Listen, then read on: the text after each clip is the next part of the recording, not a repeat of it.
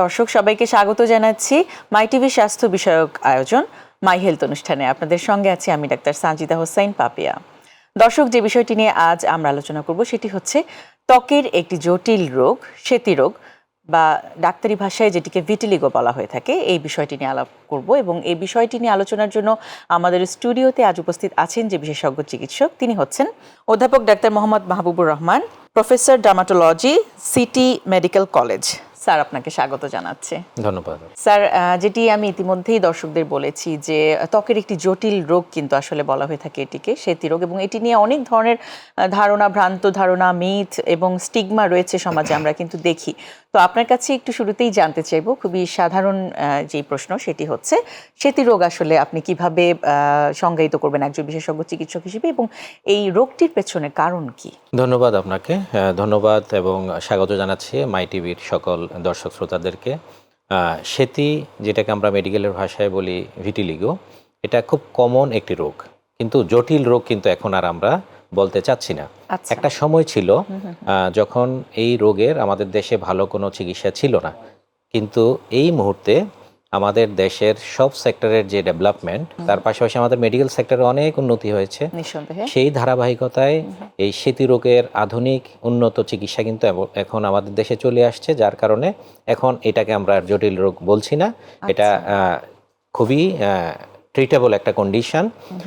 এখানে আসলে কি হচ্ছে, বেসিক্যালি আমাদের ত্বকে আমরা জানি রং তৈরি করার জন্য এক ধরনের সেল আছে যেটাকে আমরা মেলানোসাইট বলি। এই মেলানোসাইট বিভিন্ন কারণে নষ্ট হতে পারে। যখন নষ্ট হয়ে যায় তখন সে কি করে, তার যে কালার তৈরি করে, মেলানিন নামক একটি উপাদান, যার কারণে আমাদের স্কিনের কালারটা আসলে ডিপেন্ড করে। সেই মেলানিন উৎপাদন যদি বন্ধ হয়ে যায়, এই মেলানোসাইট ধ্বংস হওয়ার কারণে, তখন ওই জায়গাটা সাদা হয়। এখন সেটা যদি অটোইমিউন অথবা জেনেটিক কারণে হয়ে থাকে, তখনই আসলে আমরা এটাকে শ্বেতি রোগ বলি। এছাড়াও কিন্তু আরো অনেক কারণে কিন্তু ত্বক সাদা হতে পারে। সুতরাং ত্বক সাদা হলে কিন্তু আমাদের ভয় পাওয়ার কোনো কারণ নেই, এবং এটাকে শ্বেতি মনে করার কোনো কারণ নেই। আরো অনেক রোগের কারণে ত্বক সাদা হতে পারে। আচ্ছা, তাহলে দুটোকে আলাদা করার উপায় কি? আসলে রোগী নিজে কি বুঝবে, নাকি বিশেষজ্ঞ চিকিৎসকের কাছে আসলে যেতে হবে? বেসিক্যালি আমাদের শরীরের ত্বকের যে কোনো অংশে যখন কালার চেঞ্জ হয়, বিশেষ করে সাদা হয়ে যায়, আমরা আমাদের অভিজ্ঞতায় দেখেছি যে আসলে রোগীরা, বিশেষ করে বাচ্চারা, আমরা জানি যে শ্বেতি রোগ কিন্তু বাচ্চাদের খুব বেশি হয়। সুতরাং তাদের গার্ডিয়ানরা কিন্তু অনেক বেশি ভীত সন্ত্রস্ত হয়ে যায়। সেই ক্ষেত্রে সবার আগে উচিত হবে, শরীরের যে কোনো জায়গায় এরকম সাদা দাগ যদি দেখা যায়, কাল বিলম্ব না করে, কোনো অপচিকিৎসা না করে, সরাসরি একজন নিকটস্থ বিশেষজ্ঞ ত্বক বিশেষজ্ঞের পরামর্শ নেওয়া, শরণাপন্ন হওয়া, এবং খুব সহজেই উনি এটা শ্বেতি হয়েছে কিনা বিভিন্ন পরীক্ষার মাধ্যমে কিন্তু এটা নিশ্চিত করতে পারেন এবং প্রয়োজনীয় চিকিৎসা দিতে পারেন। সেটি তো আমি একটু জানতে চাইবো যে আসলে আপনি তো বলেছেন যে জেনেটিক কারণে বা অন্য কোনো কারণে, এক্স্যাক্ট কারণটা কি ধরা গেছে কিনা, যে আসলে কি কারণে সেটি হচ্ছে, বা সেটি কারণটা ধরা গেলে হয়তো প্রতিরোধটা করা সম্ভব? শ্বেতি রোগের কিন্তু ইতিহাস হাজার বছরের। আচ্ছা, হ্যাঁ, তো সুতরাং এখন পর্যন্ত আমরা যদি দেখে থাকি, বিজ্ঞানীদের গবেষণায় আমরা এই শ্বেতি রোগের কারণ নির্ণয়ের প্রায় কাছাকাছি পৌঁছে গিয়েছি, কিন্তু এখন পর্যন্ত এক্স্যাক্ট কারণটা আমরা ফাইন্ড আউট করতে পারি নাই। তবে ধারণা করা হচ্ছে জেনেটিক প্রিডিসপোজিশন, অর্থাৎ বংশগত একটা কারণ, পারিবারিক কারণ, এবং এনভায়রনমেন্টাল কারণ, যেটাকে এপিজেনেটিক্স বলা হচ্ছে। এনভায়রনমেন্টাল কারণের মধ্যে আপনি জানেন আমাদের বিভিন্ন পেশাগত যে অ্যাক্টিভিটিস, যেমন অনেকে আমরা ফ্যাক্টরিতে কাজ করি, রঙের ফ্যাক্টরিতে, বিভিন্ন ইন্ডাস্ট্রিয়াল জায়গায়, এই ধরনের ইন্ডাস্ট্রিয়াল প্রোডাক্টের এফেক্টের কারণে কিন্তু অনেক সময় আমাদের ত্বকের মধ্যে এরকম সাদা দাগ দেখা দিতে পারে। এবং শ্বেতি রোগ যারা জেনেটিক্যালি প্রিডিসপোজ, তাদের ক্ষেত্রে কিন্তু এই এনভায়রনমেন্টাল ইফেক্টের কারণে কিন্তু শ্বেতি রোগের প্রকোপটা দেখা দিতে পারে। আচ্ছা, সেক্ষেত্রে আসলে যখন ডায়াগনোসিস হয়ে যায় যে তার শ্বেতি রোগ হয়েছে, এর পরবর্তীতে আপনাদের পরামর্শ কি থাকে রোগীদের জন্য? কারণ আসলেই কমন বা জটিল রোগ কিনা সেটি এখনো হয়তো অনেকে, আমাদের বাঙালিরা, আমাদের দেশের অনেকে কিন্তু জানে না যে এখন পর্যন্ত এই চিকিৎসার ভবিষ্যৎ কি, এই রোগের ভবিষ্যৎ কি। এবং সেই কারণেই শুরুতেই যখন শ্বেতি রোগ হয়, খুব মানসিকভাবেও কিন্তু বিপর্যস্ত হয়ে পড়ে যাদের এই সমস্যাটা হয়েছে। তো শুরুতে আপনাদের কাউন্সেলিংটা কি থাকে এবং চিকিৎসার পর্যায়গুলো আসলে কিভাবে আপনারা আচ্ছা, তার আগে আমি সেতিরোগ নিয়ে আমাদের সাধারণ মানুষের যে কিছু ধারণা, যেমন আমরা শুরুতেই বলছিলাম যে সাদা দাগ হলে এটা সেতি হয়েছে মনে করার কোনো কারণ নেই। তাহলে এই সেতি ভিটিলিগো ছাড়া আর কোন কোন রোগে আমাদের ত্বক সাদা হতে সাদা পারে? হতে পারে, হ্যাঁ, তার মধ্যে যেহেতু বলেছি যে এই সেতি রোগটা আমরা আমাদের প্র্যাকটিসে যেটা দেখি, অধিকাংশ রোগীরাই কিন্তু আসলে 20 থেকে 30 বছরের নিচে, আচ্ছা, অর্থাৎ অল্প বয়সে কিন্তু এটা আমরা দেখতে পাচ্ছি। এই বয়সে আমরা যেটা দেখতে পাই অ্যালার্জি, যেটাকে আমরা বলি পিটারেসিস অ্যালবা, এই অ্যালার্জি জনিত কারণে কিন্তু অনেক সময় বাচ্চাদের মুখে সাদা দাগ হয়। যেহেতু মায়েরা সাদা দাগ মানেই মনে করেন সেতি, সেই জন্য ওনারা ভয় পেয়ে চলে আসেন। এছাড়াও ছুলি নামে আমরা জানি, যেটাকে আমরা মেডিকেলের ভাষায় পিটারেসিস ভার্সিকুলার বলি, এটা এক ধরনের ফাঙ্গাল ইনফেকশন। সেটার কারণে কিন্তু অনেক সময় মুখে এবং শরীরে বিভিন্ন জায়গায় সাদা দাগ হতে পারে। সুতরাং এই কমন যে কন্ডিশন অ্যালার্জি এবং ইনফেকশন যার কারণে সাদা হতে পারে, সেই সব ক্ষেত্রে আমাদের পরামর্শ হলো কোনোভাবেই অপচিকিৎসা না করে, ভয় না পেয়ে সরাসরি বিশেষজ্ঞ চিকিৎসকের পরামর্শ নেওয়া, এবং বিশেষজ্ঞ চিকিৎসক যেটা করেন, যাওয়ার পরে রোগীর ইতিহাসটা শোনেন, ইতিহাস শোনার পরে তারপরে সে প্রয়োজনে কিছু পরীক্ষা নিরীক্ষা করেন। তার মধ্যে অন্যতম প্রধান যে পরীক্ষাটা, সেটাকে আমরা বলি উডস লাইট। এক ধরনের মেশিন পাওয়া যায় যেটা একটা অন্ধকার রুমে এই টেস্টটা করা হয়। এই টেস্টটা করলে আমরা অধিকাংশ ক্ষেত্রেই কিন্তু আসলে আমরা নিশ্চিত হতে পারি যে এটা সেতি কিনা। ক্লিনিক্যালি এটা ডায়াগনোসিস হয়ে যায়। এর পরেও আমরা যদি কোনো সন্দেহ থাকে, তখন ডার্মোস্কোপি বলে আর একটা আধুনিক পরীক্ষা আছে, সেই পরীক্ষার মাধ্যমে আমরা মোটামুটি নিশ্চিত হতে পারি। তারপরেও যদি না হয়, তখন স্কিন বায়োপসি, যেটা খুব কমন একটি পরীক্ষা আমাদের ডার্মাটোলজিক্যাল প্র্যাকটিসে, এই স্কিন বায়োপসির মাধ্যমে কিন্তু আমরা রোগটাকে নিশ্চিত করে বলতে পারি যে এটা সেতি হয়েছে কিনা। আচ্ছা, আচ্ছা। এবং সেতি রোগটা কতখানি গভীর বা কোন স্টেজে আছে সেটিও নিশ্চয়ই আপনারা আপনাদের চিকিৎসার ক্ষেত্রে এটি জানা জরুরি। রাইট। এই ক্ষেত্রে আমরা যেটা দেখি, রুগীরা আমাদের কাছে কিন্তু আসলে বিভিন্ন স্টেজে আসে। কিছু কিছু রুগী আসে খুব আর্লি স্টেজে। আমাদের আজকের এই প্রোগ্রাম থেকে আমরা কিছু মেসেজ দিতে চাই। তার মধ্যে অন্যতম প্রধান মেসেজ হলো, যে কোনো রোগ আমরা জানি যে খুব আর্লি স্টেজে যদি নির্ণয় করা যায় এবং চিকিৎসা করা যায়, খুব সহজে কিন্তু রোগটা থেকে নিরাময় পাওয়া যায় বা রোগটাকে নিয়ন্ত্রণ করা যায়। সেতি রোগের ক্ষেত্রে কিন্তু তাই। সেতি রোগ যদি কারো সন্দেহ হয়, কাল বিলম্ব না করে, অপচিকিৎসা না করে, অবশ্যই উচিত দ্রুত এটা নির্ণয় করা একজন চিকিৎসকের মাধ্যমে এবং আর্লি চিকিৎসা শুরু করা। যদি এটা আমরা করতে পারি, তাহলে দেখা গেছে এক ধরনের সেতি রোগ পরিপূর্ণভাবে নিরাময় করা সম্ভব। সেতি রোগ নিয়ে অনেক ধরনের ভ্রান্ত ধারণা রয়েছে। অনেকে মনে করে থাকেন রোগটি ছোঁয়াচে কিনা, এবং এই ছোঁয়াচে কিনা সেটি আসলে নিশ্চিত না হয়ে তারা রোগটিকে আরো দমিয়ে রাখেন বা পুষে রাখেন বা কাউকে বলতে চান না, এক ধরনের জড়তা অনুভব করেন। এতে করে রোগটি আরো বাড়ে, এবং তখন ওই যে আপনাদের কাছে বলছিলেন যে অনেকেই লেট স্টেজে আসে, এই জায়গাটি নিয়ে একটু জানতে চাই আপনার কাছে। প্রথম কথা হলো, একদম পরিষ্কারভাবে একটি মেসেজ আমরা আজকের এই অনুষ্ঠান থেকে আমাদের দর্শক শ্রোতা, আমাদের রোগী যারা আছেন তাদেরকে দিতে চাই। সেতি রোগ কোনোভাবেই ছোঁয়াচে না।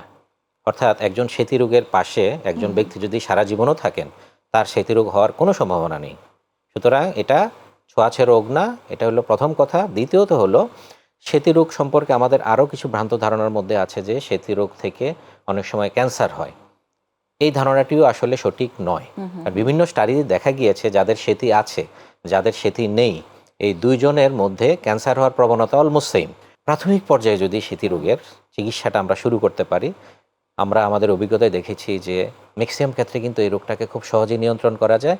এবং সেগমেন্টাল ভিটিলিগো বলে একটা টাইপ আছে সেতি রোগের। আমরা জানি সেতি রোগের দুই ধরনের টাইপ, একটা হলো নন সেগমেন্টাল আর একটা হলো সেগমেন্টাল। এই সেগমেন্টাল সেতি রোগকে কিন্তু পুরোপুরি ভালো করা সম্ভব।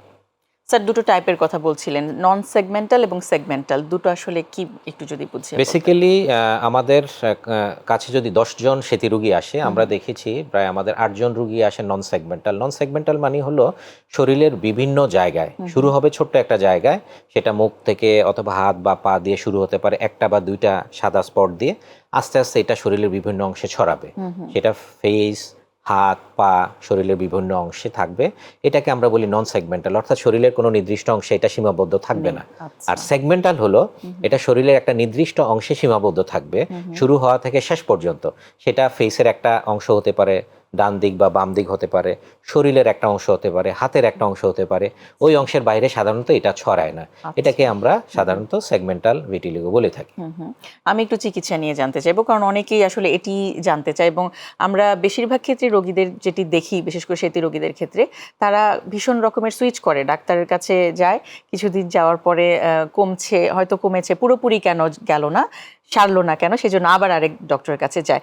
তো এই প্র্যাকটিসটা আসলে খুব জরুরি কিনা? অনেক ধন্যবাদ, খুবই গুরুত্বপূর্ণ প্রশ্ন। আমরা যখন রোগটিকে নির্ণয় করে ফেললাম বিভিন্ন পরীক্ষার মাধ্যমে, হিস্ট্রি এবং তার ক্লিনিক্যাল এক্সামিনেশনের মাধ্যমে, এখন চিকিৎসার পালা। এই চিকিৎসার ক্ষেত্রে আমি প্রথমে যে মেসেজটা দিতে চাই, এটা একটা ক্রনিক ডিজিজ, এটা একটা autoimmune disease, genetic related disease. সুতরাং এই রোগের চিকিৎসাটা একটু দীর্ঘমেয়াদী হবে। সত্যি কথা যদি বলি, আমরা যদি আমাদের খুব কমন রোগগুলি আমরা দেখি, যেমন ডায়াবেটিস, হাইপারটেনশন, হ্যাঁ, এবং আমাদের যে অন্যান্য ক্রনিক ডিজিজ লাইক অ্যাজমা, হ্যাঁ, তো এই লিভার ডিজিজ, কিডনি ডিজিজ, এই প্রত্যেকটা রোগের জন্য কিন্তু রোগীকে দীর্ঘমেয়াদী চিকিৎসা নিতে হয়। যেহেতু এটা একটা অটোইমিউন ক্রনিক ডিজিজ, এই রোগের জন্য আমাদেরকে একটা লম্বা সময়ের সঠিক চিকিৎসাটা আমাদেরকে নিতে হবে। এবং চিকিৎসাটাকে আমরা সাধারণত তিনটা ধাপে ভাগ করি।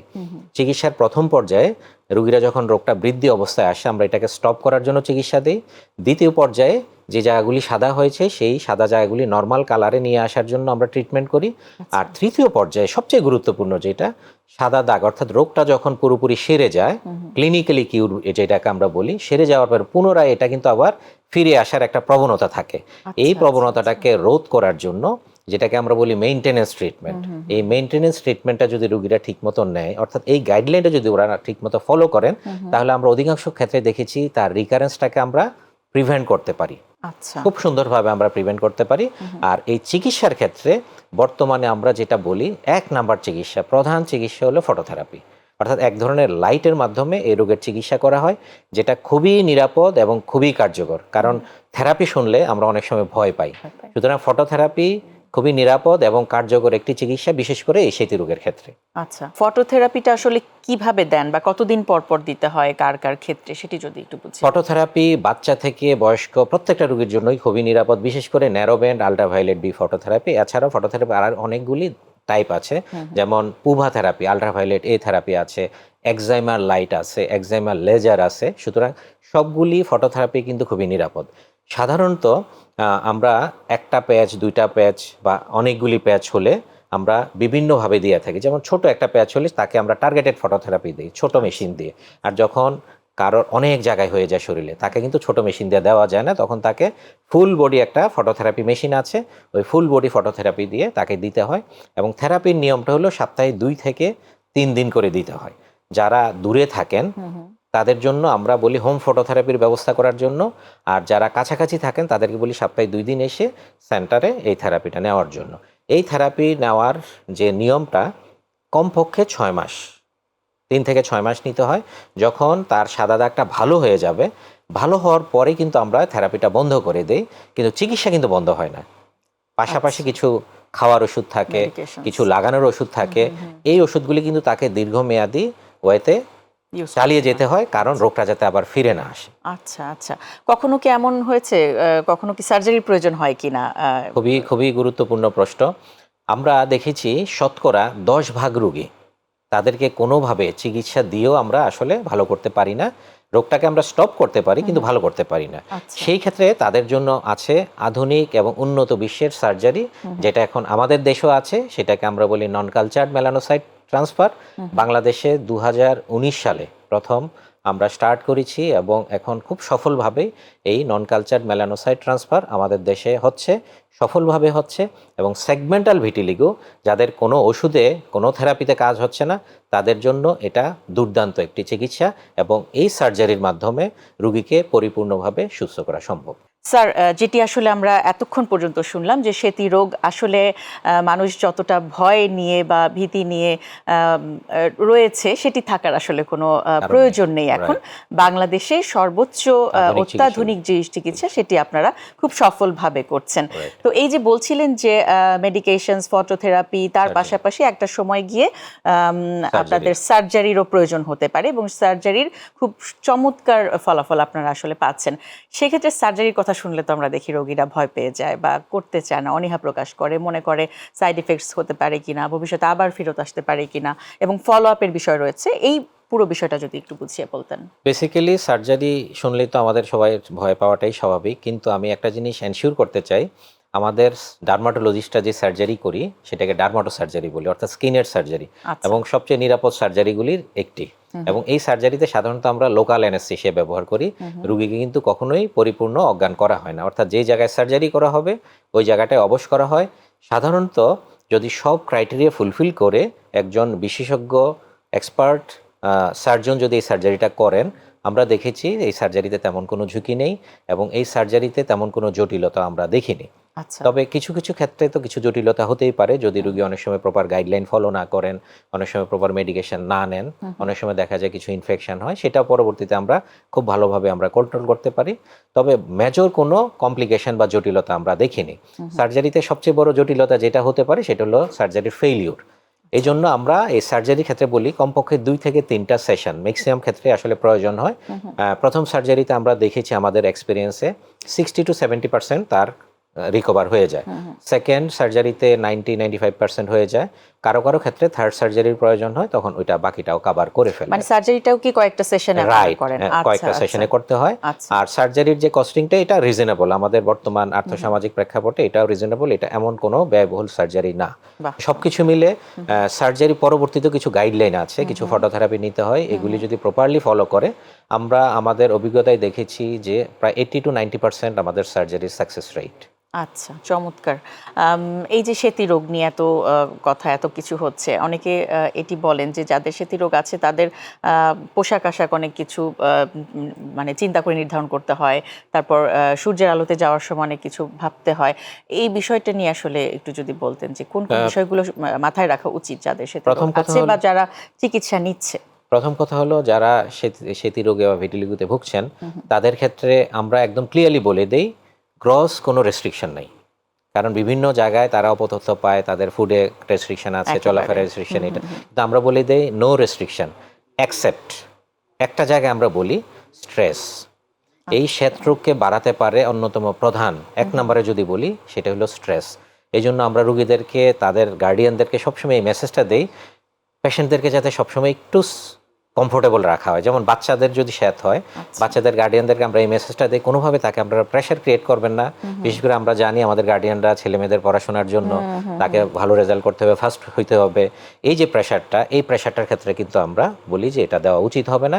বাচ্চাদেরকে ফ্রেন্ডলি রিলেশনশিপের মধ্যে রাখতে হবে, কমফোর্টেবল রাখতে হবে, তাহলে তার রোগের উপর অতিরিক্ত কোনো বার্ডেন হবে না। কিন্তু কোনো কারণে যদি পেশেন্ট যদি একটু স্ট্রেসড হয়, এটা কিন্তু যে কোনো সময় রোগটাকে বাড়িয়ে দিতে পারে। আর সূর্যের আলোর যে বিষয়টা, সূর্যের আলো ইনফ্যাক্ট আমাদের সবার জন্যই রেস্ট্রিক্টেড হওয়া উচিত, কারণ সূর্যের আলোতে আলট্রাভায়োলেট যে রেডিয়েশন, এটা কিন্তু আমাদের স্কিনের জন্য ভালো না। সুতরাং যখন আমরা সূর্যের আলোতে যাব, অবশ্যই আমরা সানস্ক্রিন ব্যবহার করব, আমরা সানগ্লাস ব্যবহার করব, আমরা হেড ব্যবহার করব, এবং যতটুকু প্রয়োজন আমরা আবার বলি যে প্রতিদিন না হলে সপ্তাহে 2-3 দিন অন্তত আধা ঘন্টার জন্য সূর্যের আলোতে যেতে হবে। আমরা জানি ভিটামিন ডি আমাদের জন্য খুবই গুরুত্বপূর্ণ। এর বাইরে অতিরিক্ত স্থানে যাওয়াটাকে আমরা নিরুৎসাহিত করি। কোনো কারণে যেতে হলে এই প্রোটেকশনগুলি নিবে, যেমন সানস্ক্রিন দিবে, সানলাইট দিবে, ছাতা ব্যবহার করবে, হেড ব্যবহার করবে। আচ্ছা আচ্ছা। আর স্যার আরেকটা বিষয়, সেটা হচ্ছে আমরা তো সবসময় স্কিন কেয়ারের প্রতি সচেতন থাকার চেষ্টা করি।